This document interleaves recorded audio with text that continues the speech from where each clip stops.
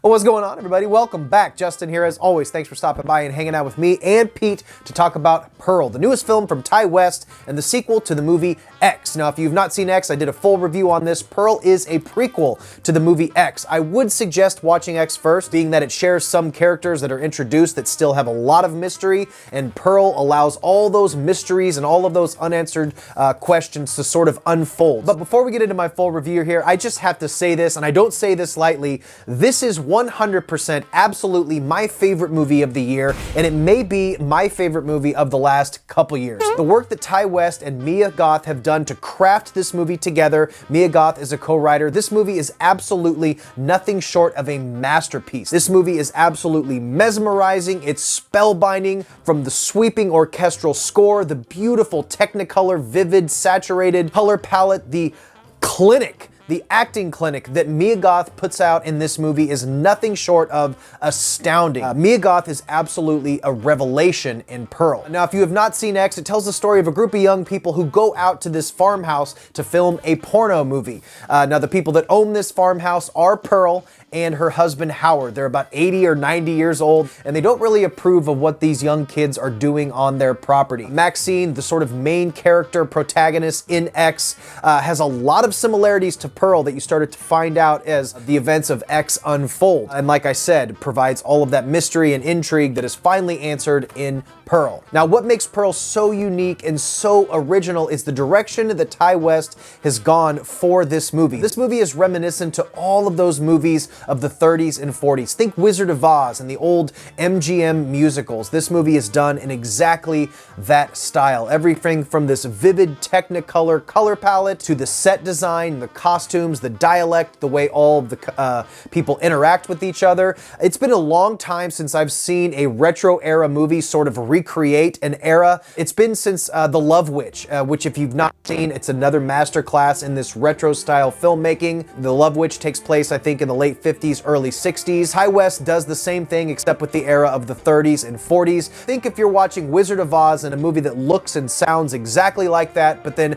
out of nowhere, Dorothy decides to stab somebody in the face with a pitchfork. That's what you get with Pearl. All of this beautiful filmmaking, all of these gorgeous daylit scenes, these fantastical, sort of exaggerated performances, all of this is juxtaposed by absolute insanity, brutal graphic violence, and this bubbly, psychotic persona portrayed by Mia Goth. Let's talk about Mia Goth for a minute because she is one of the most exciting actresses working in Hollywood today, and I hope big Hollywood takes notice because it's both too bad and fortunate for Ty West, an indie filmmaker, that he is the one to finally give Mia Goth the showcase that she deserves. There is a 6 to 7 minute monologue that does not cut from simply a one shot on Mia Goth's face as she delivers this 6 to 7 minute dialogue that is some of the best acting and one of the best scenes that I have ever seen in a movie, let alone a horror movie, just a movie in general.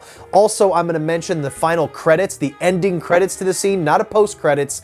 The ending credits will be burned into your brain for the rest of your life. I've never seen anything like it. In fact, I've never seen a movie like this before, ever. Hands down, this is one of the most original and unique and urgent films that I've seen in years. Right from the start of this movie, you know it's something special with this gorgeous font that rolls out in the film that says Pearl with this absolutely gorgeous orchestral score.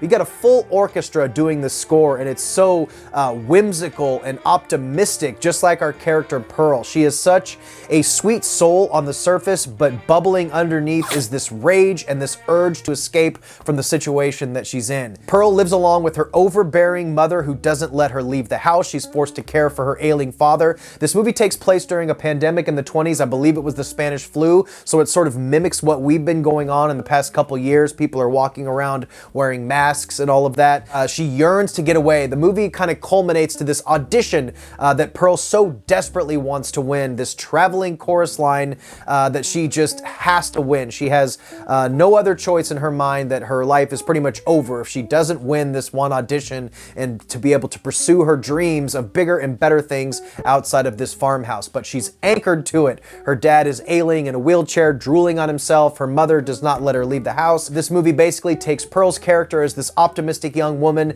as she breaks and cracks with sanity and performs some of the most brutal, graphic murders that I've seen on screen in a long time. This movie is rough, and it has some incredibly odd, weird, disturbing scenes. There's a scene with a scarecrow that I've never seen anything like before that'll fucking blow your mind, as well as many other sequences in this movie. But the movie hinges on Mia Goth's performance. She also helped write the script with Ty West. It's been a while since I've seen a movie and a filmmaker sort of capture lightning in a bottle, and this is a moment in time for these filmmakers and these actors that I know they'll never take for granted. This is kind of a once-in-a-lifetime opportunity. X was filmed in New Zealand, where they basically had almost a 0% outbreak of COVID, and to do that, everybody who entered had to do this strict quarantine. So right when they got to New Zealand to film X, they had a 2-week quarantine period in which Ty West proposed a prequel to Mia Goth, and they both wrote the script together, and just days after wrapping filming on X, they got to work on Pearl, and you can tell they were capturing this lightning in a bottle, like I said,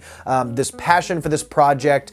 Mia Goth knows this character in and out, and what happens on screen is nothing short of absolute magic. Thank God for A24 to allow a filmmaker and filmmakers like Ty West and Ari Aster and Robert Eggers to fulfill the full vision that they want to do. In my opinion, my favorite films are always from auteur filmmakers who don't compromise a vision, and they just do what they want to do, and they find studios that nurture that creativity, and that's how we get amazing, brilliant pieces of filmmaking like Pearl, like X, and the upcoming Maxine, the third in this X trilogy. Was not expecting the full commitment to this 30s, 40s MGM Technicolor musical style of filmmaking, but once it starts and once the film gets going, it's absolutely, it's hypnotizing to watch. On a small budget, the way they were able to recreate 1918 in this little town, everything from little movie theaters and shops, and the outfits and the clothing design and everything about this feels very authentic, especially on a small budget. So there's nothing else I can say. I think I fit everything that I had in my notes that I wanted to say. As far as watching this before or after X, I would suggest seeing X before. Like I said, it sets up all of the mystery and intriguing aspects that Pearl answers up in here. So once you watch this is a great sort of jumping off point into the world of Pearl. Sets up all of these mysteries where you're wondering, man, where has Pearl been? What has she done? What's up with this alligator that's in the lake? All of those questions are answered, and you get a true origin story for a fucking maniac, and I love every bit of it. So guys, let me know in the comments what you thought of Pearl. What do you think of X? Are you ready for Maxine, the third in this trilogy? I cannot wait, guys, and I think we're done here. Stay weird. Remember to always be your goddamn self, and I will see you in the next one. Y'all got that X factor. I love you guys. We turn folks on, and that scares them. Shout out to Online Ceramics and A24 for this badass sweatshirt. Peace, guys. Later.